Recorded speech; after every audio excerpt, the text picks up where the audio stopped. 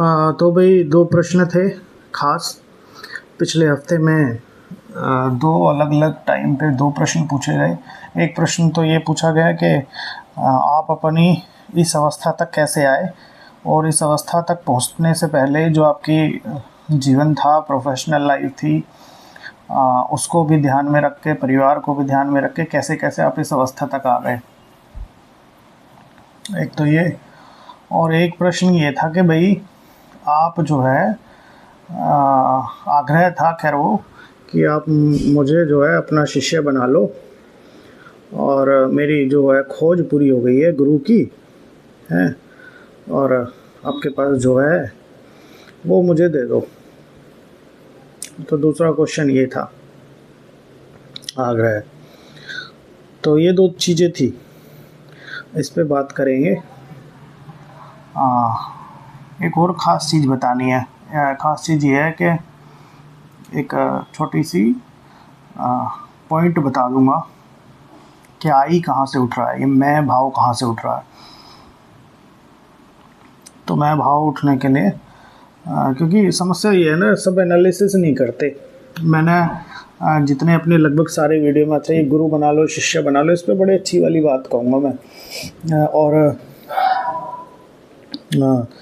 मैंने अपने सारे वीडियो में सारी बात बता दी है, क्या सत्य है, कैसा है, अभी करंटली कैसा है, क्या दिख रहा है, सारी चीज़ें लगभग सारी सभी कुछ शेयर कर दिया। और यहाँ तक कि इतनी पद्धतियाँ निकाली, इतनी तरीके निकाले, जो प्रयास साधक को करने चाहिए वो प्रयास मैंने करके दिए, जहाँ से मुझे जितना दिखाई देता है, जो कारगर है, लगभग 120% कारगर है। कोई उसे सीरियस तरीके से करता तो वो पद्धतियाँ खुद ढूंढ लेता। तो ये सारी चीज़ें हैं, कुछ छुपा तो है नहीं, सामने है सारी चीज़ें। तो जल्दी जल्दी बात करेंगे। पहली वाली बात पे बात करते हैं कि भाई हाँ, आप कैसे करते थे, क्या करते थे। तो देखो ऐसा होता है कि मेरे केस में दो तरीके के लोग हैं। पहला तो है ऐसा कि जो प्रयास करते हैं, जिनको भक्ति से, ध्यान से, योग से, किसी भी तरीके से इस रास्ते का पता चल जाता है, और फिर वो प्रयास करते हैं। प्रयास करते करते प्रयास ऐसे करते कि आप जैसे किसी भी नई चीज़ को जब करते हैं, कोई भी एक्टिविटी ले लो, आर्ट को अपने जीवन में अगर आप एक निश्चित आपका शेड्यूल है डे का, और एक नई एक्टिविटी को उसमें शामिल करते हो, तो आप उसमें को जगह कैसे देते हो, अपनी बाकी चीज़ों को थोड़ा थोड़ा कम करके उसको एंटर करा लेते हो, है ना।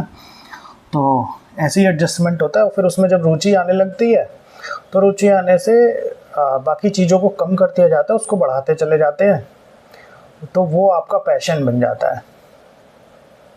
एक तरह का साधक तो ऐसा है। और एक तरह का साधक ऐसा होता है जिसकी लगभग सारी यात्रा पूरी हो गई होती है पिछले जन्मों में। और मैं इतना स्पष्ट इस चीज़ के बारे में इसीलिए हूँ कि पूरी हो गई होती हैं, क्योंकि मैं इतना दृढ़ विश्वास से कैसे ये बात कह पा रहा हूँ, क्योंकि जिस तेज़ी से वो साधक उन्नति करता है, ऐसा असंभव है। मेरे केस में ऐसा हुआ कि अचानक से मैंने इंटरेस्ट खो दिया अपनी, जो जैसे बताया ना पहले, आपकी जो जो जीवन की एक्टिविटीज़ होती हैं उसमें आप जगह देते हो किसी एक नए पैशन को। भक्ति का पैशन समझ लो, कोई भी चीज़ समझ लो, कोई भी जब नई चीज़ की जाती है तो बड़ी अच्छी लगती है। और भक्ति तो एक तरीके का ऐसा नशा है, ध्यान, योग, ये सब ऐसे नशे हैं कि आपके जो प्रीवियस लाइफ के जितने भी नशे हैं, बड़े से बड़ी चीज़, जो भी बुरी आदतें, अच्छी आदतें हैं, उन सबसे बड़े लेवल का नशा, और लगभग इतना हाई लेवल का नशा कि जिसको आप कंपैरिजन करने बैठो तो या आंकड़ों से भी बाहर चला जाएगा, इस तरीके का नशा है इसे। तो मेरे वाले केस में अचानक से मैंने इधर इंटरेस्ट खो दिया अपनी आम जीवन के अंदर। एक तरीके से जितनी भी एक्टिविटीज़ थी वो चलती गई, पर एक होता है ना कि आपका जो जैसे कि एक काम चुराने वाला, काम से जी चुराने वाला कोई आदमी हो, उसके पास काम आए, तो कैसे क्या करता है कि मन उसका काम से जी चुराने में रहेगा, और वो काम भी करता रहता है। मतलब उसका मन जहाँ पड़ा होगा, कोई दुष्ट प्रवृत्ति का है तो दुष्टता की तरफ उसका रहेगा, सारे काम भी करता रहेगा। तो मेरे केस में अचानक से मैंने इंटरेस्ट खो दिया इस तरफ, सामान्य जीवन में इंटरेस्ट खो दिया। और सामान्य जीवन में इंटरेस्ट जब खोया तो जो रुझान था सारा वो चला गया एक ऐसी जगह पे जिसको मैंने नहीं किया। ऐसी जगह पे रुझान चला गया कि सारे काम होते गए पर रुझान उसी में बना रहा, है ना, उसमें बना रहा। और सारे शेड्यूल पूरे किए, प्रोफेशनल लाइफ भी पूरी की और परिवार को भी समय दिया, अपनी एक्टिविटीज़ को भी समय दिया, स्वास्थ्य को भी समय दिया, हेल्थ को भी दिया, जिम को भी दिया, सब कुछ समय सबको दिया। पर मुख्यतः वो जो दूसरी तरफ थी वो एकदम हावी होके उसके ऊपर छाई हुई थी सारी चीज़ों के ऊपर। तो जब वो छाई रही तो एक ऐसा दौर आया कि उसने सारा कवर अप कर लिया, पूरे की पूरी जगह उसने घेर ली और जो चीज़ें घटनी थी वो स्वतः घट गई। अच्छा, फिर जब स्वतः घटी तो ऐसा लगा कि प्रयास करना ही नहीं पड़ा, कहीं किसी भी रास्ते में कोई प्रयास नहीं करना पड़ा, ना कोई इस लाइफ को ख़त्म करना पड़ा। थोड़ा सा बस कोशिश थी चीज़ों को देखने की कि चीज़ें स्पष्टता कैसी हैं। और भक्ति से शुरुआत होते होते मतलब भक्ति में भी इतना गहरा रुझान मुझे लगता है कि एक जन्म की भक्ति से नहीं आ सकता। तो बहुत सारी चीज़ें थी जिस अवस्था तक पहुंचने के लिए मतलब स्वतः में पहुंच गया। लेकिन एक आम आदमी को पहुंचने के लिए इस अवस्था पे क्या करना पड़ेगा कि शुरुआत में उसे अपने कंपनी जो है थोड़ी सी बदलनी पड़ेगी। शुरुआत में देखो प्रॉब्लम है थोड़ी सी, शुरुआत में उसे मन एक तरफ रखना पड़ेगा और भक्ति से शुरू करो या कोई भी चीज़ से शुरू करो तो उसको बेसिकली सारी चीज़ें शेड्यूल में अधिक समय देना पड़ेगा इस चीज़ को। और आपका नेबरहुड जो है, नेबरहुड से ऐसा मतलब नहीं कि कोई अमीर है बराबर वाला गरीब है तो मैं एरिया बदल दूं। नेबरहुड का मतलब है कि किस तरीके के लोग आपके आसपास हैं, कुछ परोपकारी हैं या धार्मिक हैं। तो आपकी कंपनी ऐसे ही लोगों से होनी चाहिए जो आप ही की तरीके के हैं, इसमें रुचि रखते हैं, रुझान रखते हैं। तो शुरुआत में वो माहौल मिल पाएगा तो आप उस अवस्था तक पहुंच जाओगे जिस अवस्था में मैं बिना प्रयास के पहुंच गया था। तो उस अवस्था तक पहुंचने के बाद फिर प्रयास नहीं करना पड़ेगा। उसके बाद तो आप कहीं मार्केट में हो, बड़े से बड़े गहरी मार्केट में, बीच बाज़ार में भी कोई आवाज़ें नहीं आएंगी आपको। आप एक ऐसी स्टेज में पहुंच जाओगे कि कोई आवाज़ आ ही नहीं सकती। फिर आप पहाड़ पे रहो, एकांत में रहो, अंधेरे कमरे में रहो, पूरे चहल पहल वाली जगह पे रहो, कहीं रहो, सब सामान्य हो जाएगा। तो थोड़ी सी स्टार्टिंग में शुरुआत करनी बड़ी मुश्किल है आपको, है ना। तो ये अवस्था है। और दूसरी चीज़ ये है कि भाई गुरु वाली बात जो है कि आप गुरु बना लो। तो गुरु देखो ऐसा है कि ना तो गुरु बनाया जाता ना गुरु बनता, ना गुरु आपको ढूंढता ना आप गुरु को ढूंढते। ये एक ऐसी घटना है जिसमें आसमान से बारिश होगी, वर्षा का जल जब बरसेगा मेघ से तो धरती भीगेगी जब मेघ से जल बरसेगा। और धरती इतने दिन से प्यासी थी तो प्यास बुझ जाएगी और तृप्ति हो जाएगी तो शांति छा जाएगी। तो ये भी एक ऐसी घटना है, गुरु शिष्य का जो संबंध है ये एक ऐसी घटना है जो ना तो धरती की मांग से वर्षा होगी ना मेघ के मन से वर्षा होगी। एक यह कारण घटेगा, ऋतु बदलेगी, मौसम आएगा या कारण घटेगा। और जब ये घटेगा तो शिष्य भी जान जाएगा कि हाँ भाई ये वो घटना घट गई है। और गुरु जान जाएगा कि गुरु काफ़ी टाइम से इंतज़ार कर रहा था कि हाँ भाई अब ये घटना घट गई है। तो बाकी इसको दिक्कत ये हो गई है कि गुरु और शिष्य संबंध को एज अ प्रोडक्ट इस्तेमाल किया गया है, सदियों से प्रोडक्ट किया गया है मॉनेटरी बेनिफिट्स के लिए, धन के लिए एक प्रोडक्ट बना के बेचा गया है इस संबंध को। ये संबंध ऐसे नहीं बना था। मैं बिल्कुल जो है क्लियर चीज़ें देख सकता हूँ अभी। वास्तविकता ऐसी है, बिल्कुल एकदम क्लियर है। कोई जहाँ से मैं देखता हूँ कि कोई गुरु की आवश्यकता ही नहीं है, कोई भी गुरु की आवश्यकता नहीं है, कहीं कहीं दूर दूर तक नहीं है। भक्ति में भी नहीं है, योग में भी नहीं है, और किसी जगह गुरु की आवश्यकता नहीं है। और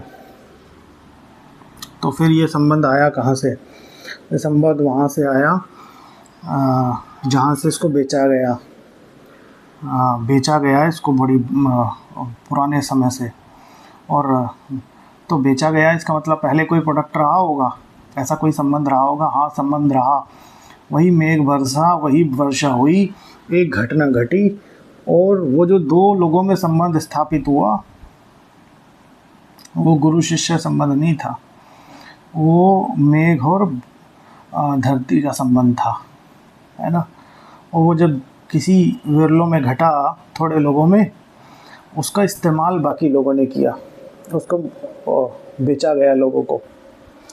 और जितने लोगों को वो बेचा गया, सबसे मुख्य बात, उनमें से किसी ने आत्म साक्षात्कार प्राप्त नहीं किया।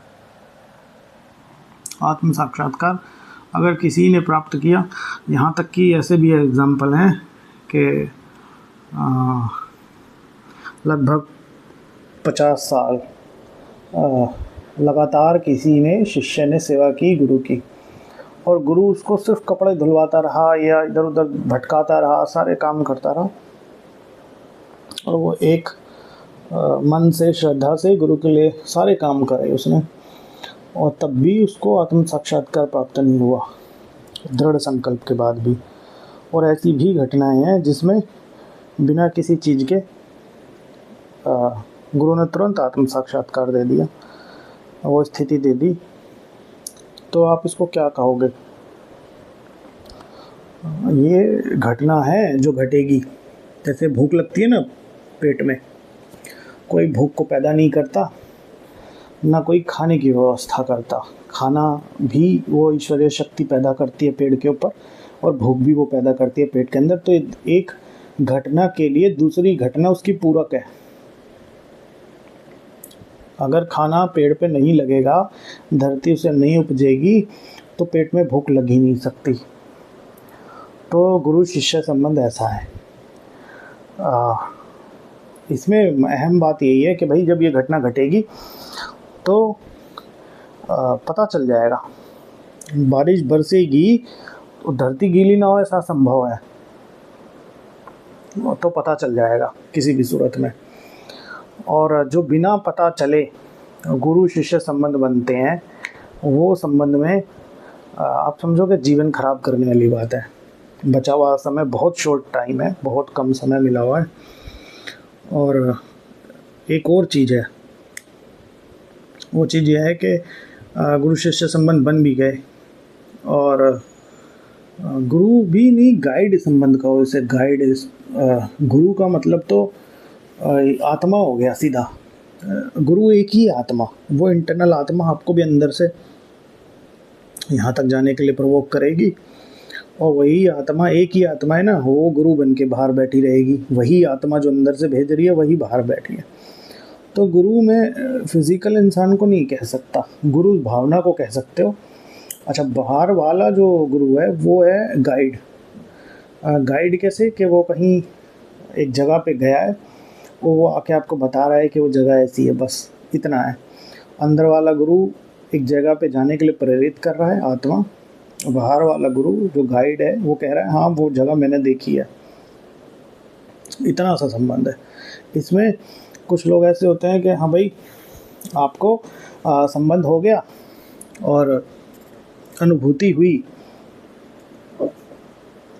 अनुभूति होने के बाद भी, और गुरु को भी महसूस हो गया कि हाँ ये संबंध बन गया, और उसके बाद भी लोग जो होगा शिष्य वो इधर उधर जा सकता है।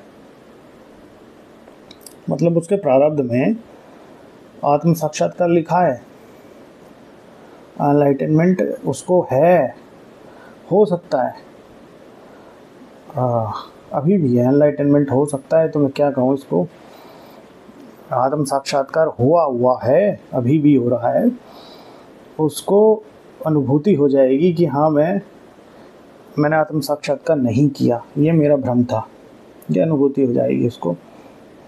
पर उसमें एक बाधा बन जाती है, बाधा ये बन जाती है कि वो अभी भी ज्ञान की तलाश में रहता है।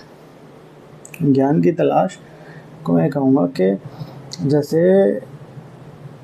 एक आदत मान लो, कोई भी आदत है, जैसे कि लेट्स से कि चाय पीने की आदत है, तो आपको कितना भी डॉक्टर मना करे, कोई कुछ भी करे, तो आप चाय पिएंगे उस समय पे। मन आपको खेलने का आदी हो गया आपसे। तो ये तो चाय की एक बहुत छोटी एग्जांपल है, शराब का उससे बड़ा एग्जांपल थोड़ा, और बहुत बड़ा नशा है ज्ञान का,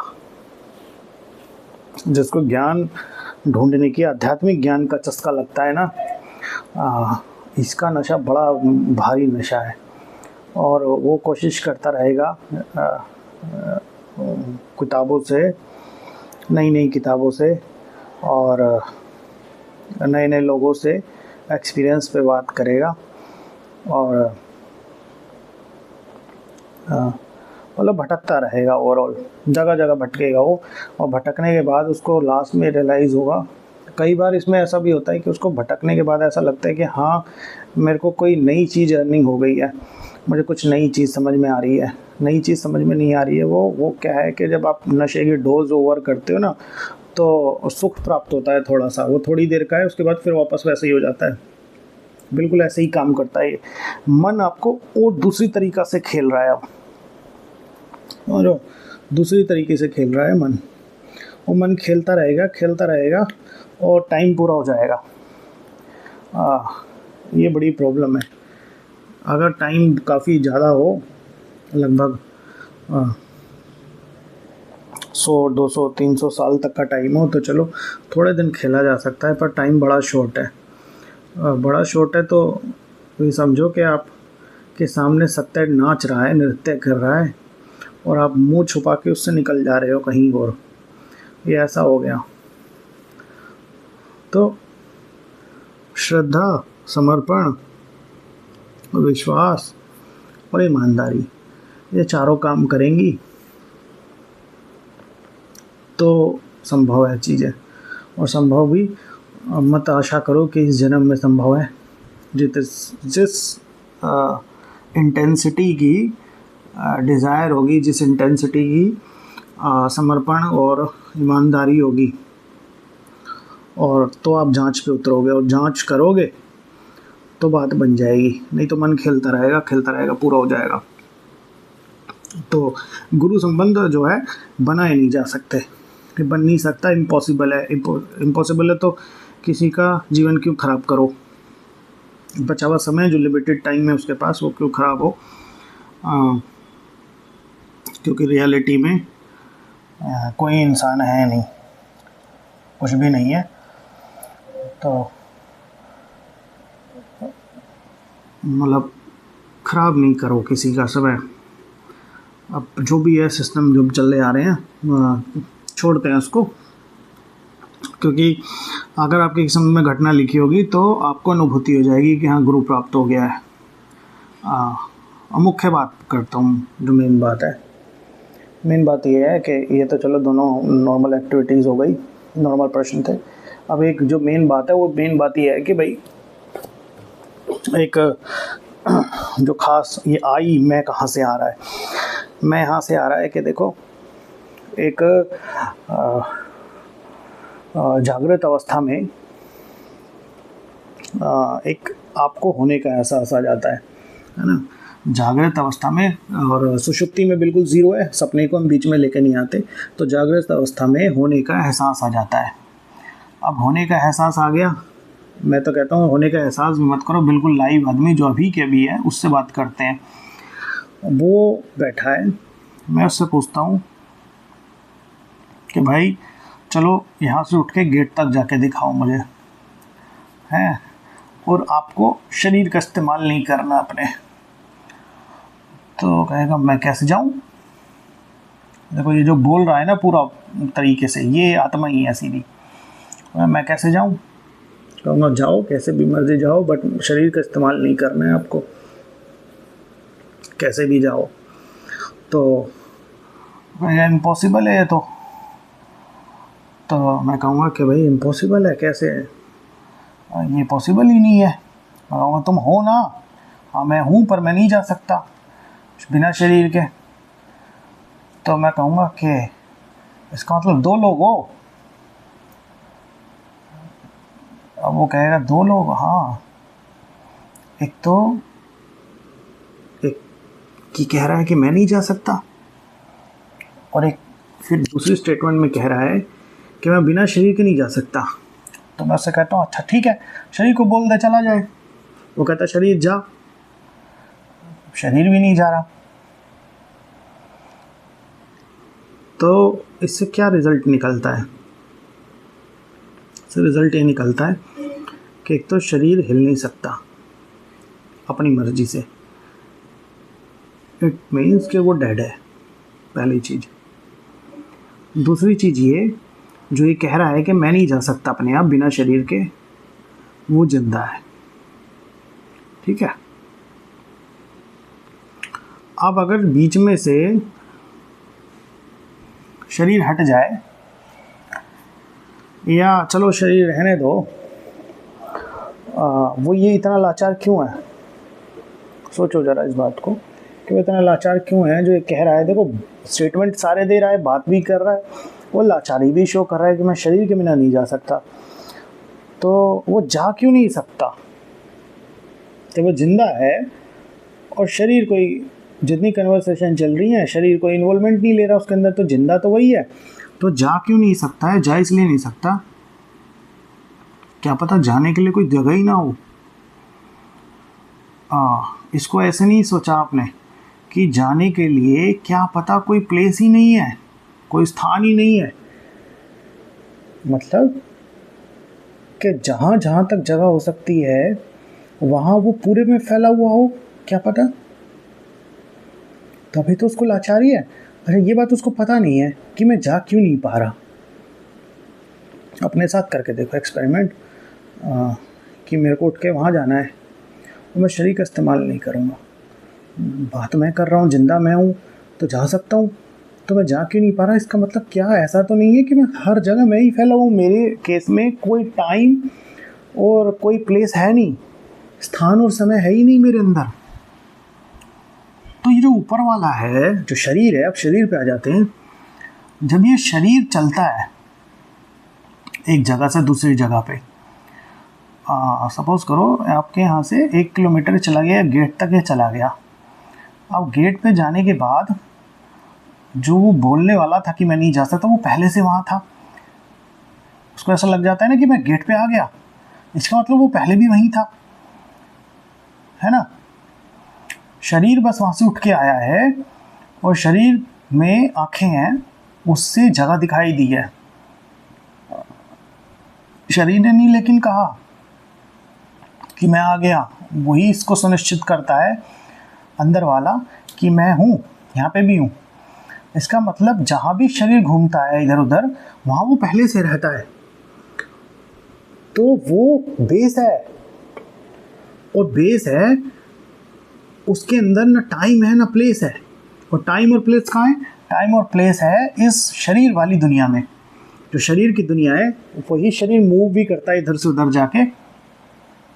इसीलिए जब एक आदमी मैं हूँ के साथ शरीर को छोड़ता है तो उसे ऐसा लगता है कि शरीर चल ही नहीं रहा कभी। ये एक्सपेरिमेंट करके देखना, तो उसको ऐसा लगेगा कि शरीर कभी चल ही नहीं रहा। शरीर चलता है लेकिन ये मैं हूँ जो है, आपका एग्जिस्टेंस है, वो पूरे में व्याप्त है, पूरा आधार वही है। इसलिए वो हर जगह पे पहले से ही मौजूद रहेगा, वो मूव नहीं कर सकता। अच्छा, अब एक तो आ गया लेयर नीचे की धरातल, जो मूव नहीं करता, अचल, चलता नहीं है। उसके ऊपर ये चलने वाला परिवर्तनशील दुनिया, इसके साथ ये वाला शरीर, ठीक है, ये इसके ऊपर मूव करता है और नीचे वाला अचल रहता है। अचल जिंदा है, ऊपर वाला जिंदा नहीं है। अब जब ये चला और नीचे वाला देख रहा है इसको चलते हुए, तो यहीं क्यों नहीं रुका जा सकता, है ना। यहीं पे अगर रुक जाए तो समस्या बने ही ना। अब यहाँ पे एक शब्द उठता आई, मैं। अब मैं शब्द उठ गया दोनों के बीच में। मैं क्यों उठा, चलो मैं कहता हूँ उठ गया, मैं उठा। तो ये मैं जो है इसको क्यों कहते हो, मैं उस अचल को क्यों नहीं कहा। मैं उठा लो, मैं के लिए कोई इशू नहीं है, पर मैं कहो उस अचल को जो वो नीचे से चेंज नहीं हो रहा, चेंजलेस जो है, अज्ञात है, उसको कहो मैं। ऊपर वाले को मैं क्यों कहा। अच्छा, ऊपर वाले को मैं कहने के दो रीज़न। पहला रीज़न तो ये कि इसमें सेंसेस है, ये ऐसे स्पर्श करने में। अच्छा, ये सेंसेस क्यों काम कर पा रहे हैं, क्योंकि ये अचल के अंदर पड़ा हुआ है। अचल जागरूक है। जागरूकता मतलब ये होती है कि मैंने देखा नहीं, कि इससे कुछ देखा गया ये मैं जानता हूँ, वो सब जानता है। जागरूकता मतलब हर चीज़ को जानना। इसको स्पर्श करने पे ऐसे रब किया तो स्पर्श हुआ, ये वो जानता है। इसने कान ने आवाज़ सुनी, वो जानता है, वो सब जानता है, इसलिए वो स्पर्श को भी महसूस कर रहा है। अच्छा, इस शरीर को अगर बीच में से अब हटा दो तो वो जागरूकता बैठी हुई नीचे।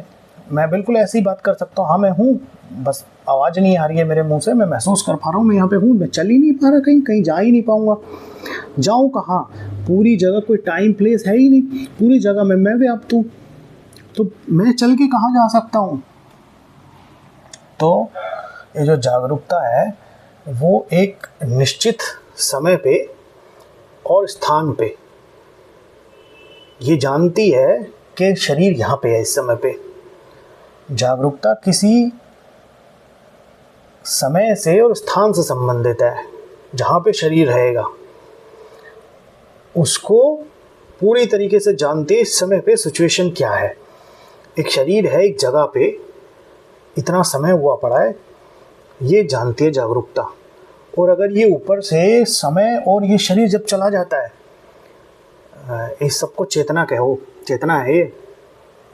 जब ये ऊपर का सारा आवरण चला जाता है तो जागरूकता गायब हो जाती है, क्योंकि जागरूकता चेतना को देख के जानती है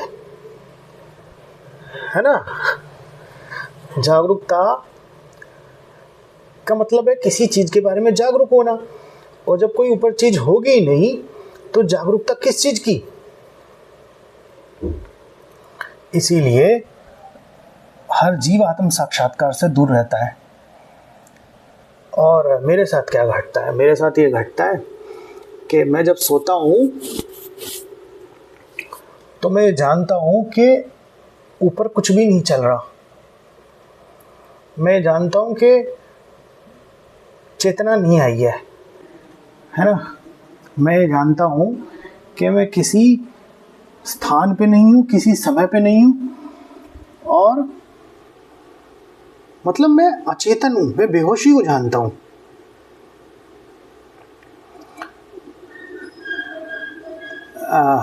देखो कितना मज़ेदार है कि कोई आदमी बेहोश हो जाए हॉस्पिटल में, और फिर उसके बाद उसको पानी वानी डाल के ठीक किया जाए। आने के बाद वो ये बोलता है कि मुझे नहीं पता मैं कहाँ था। अगर वो ये बोले कि मुझे पता है मैं कैसा था, मैं जानता हूँ मैं बेहोश था, तो क्या आपने उस आनंद की स्थिति को नहीं देख लिया।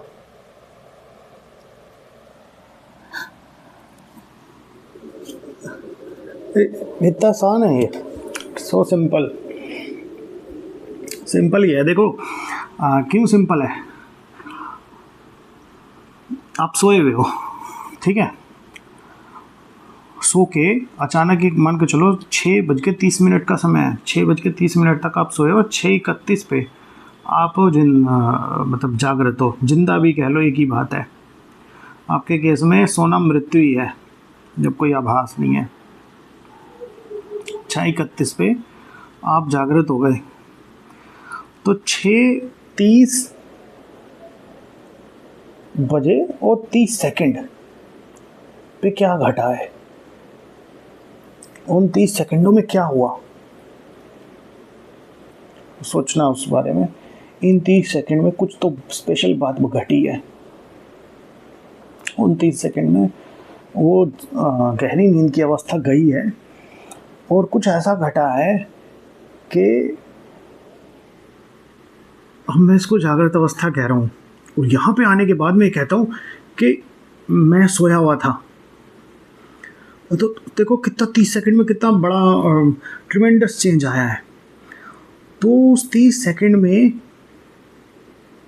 ये क्या आया, आई, और ये मैं आया है।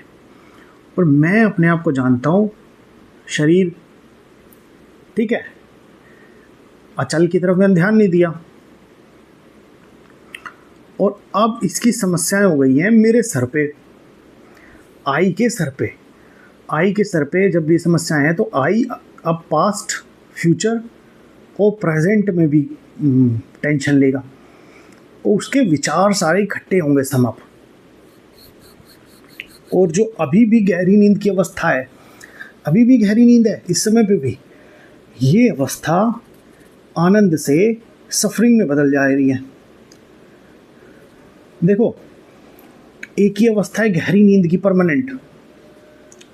अभी भी ये मेरे आपको चीज़ें दिख रही होंगी, आपको जागृत अवस्था लग रही होगी, बट ये भी एक गहरी नींद की अवस्था। कोई 3 स्टेट है ही नहीं, एक ही स्टेट है गहरी नींद की अवस्था।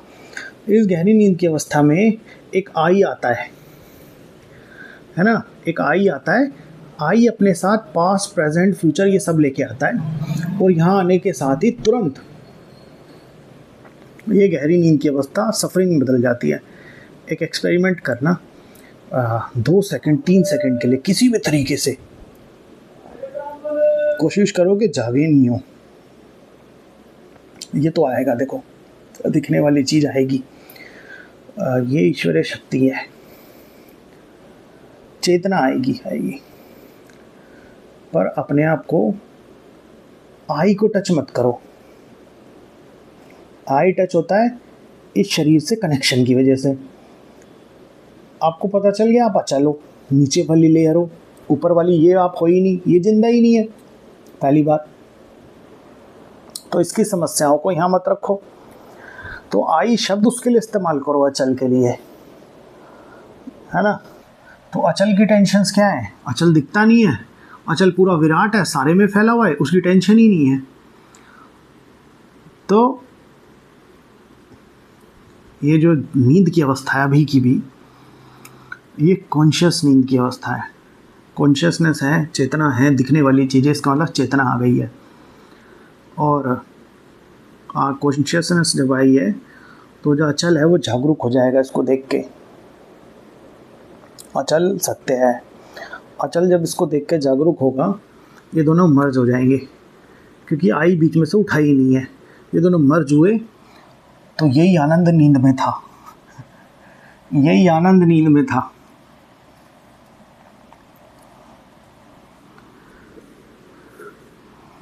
इसमें ऐसा है, बिल्कुल आपको साउंडलेस कंडीशन है, साउंडलेस, थॉटलेस प्लस साउंडलेस। इसमें साउंड नहीं है। मतलब इतना सिंपल है ये, इतना सिंपल, परमानेंट एक स्टेट है।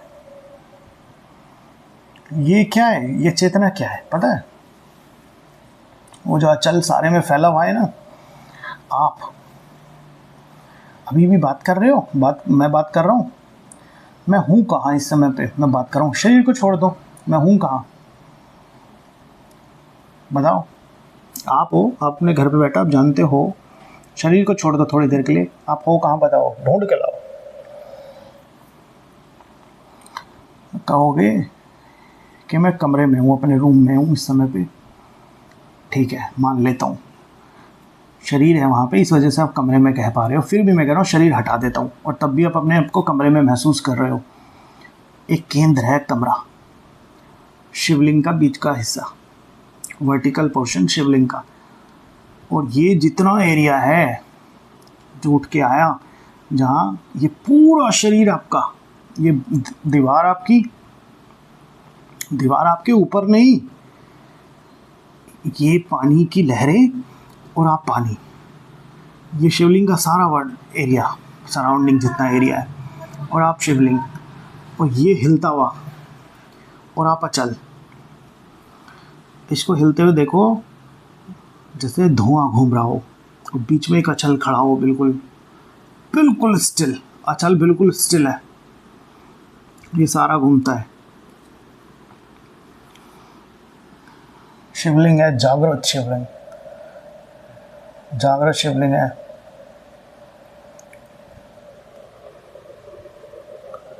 कोई अवस्थाएं हैं ही नहीं, एक सत्य बस, पूरक है,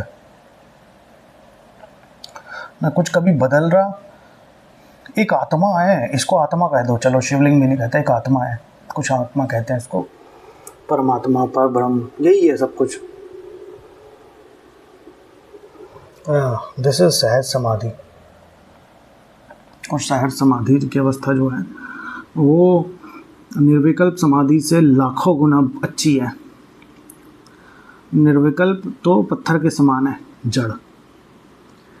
ये सहज समाधि ये लाखों, अच्छा, विवेक चूड़ामणि एक किताब है, मैंने पढ़ी कुछ दिन पहले, सुनी मतलब पढ़ी हुई नहीं। तो उसमें आदि शंकराचार्य ने कहा कि सहज समाधि निर्विकल्प समाधि से भी बहुत अच्छी है। और इसको प्रैक्टिकल एक्सपीरियंस के बाद ये मैं इस तथ्य पे हूँ कि एक्चुअल में अच्छी है। आप बताओ, आपकी नींद अच्छी है या आपकी जागृत अवस्था अच्छी है? तो आप कहोगे जागृत अवस्था ज़्यादा अच्छी है, बस इसमें अगर टेंशन ना हो, नींद में तो पता ही नहीं चलता क्या है। तो निर्विकल्प समाधि भी ऐसी ही है कुछ, आनंद है पर जड़ आनंद, और ये आनंद है कॉन्शियस आनंद, चेतन आनंद। और सच्चिदानंद का असली स्वरूप भी सत, चित, चेतना और आनंद है। सच्चिदानंद सत और आनंद नहीं है, परमात्मा सत्य और आनंद नहीं है। सत्य चेतना को मिलाने से आनंद होता है। तो सहज समाधि ईश्वर का सच्चा स्वरूप है। सहज समाधि ईश्वर का सच्चा स्वरूप है। तो ऐसा है ना।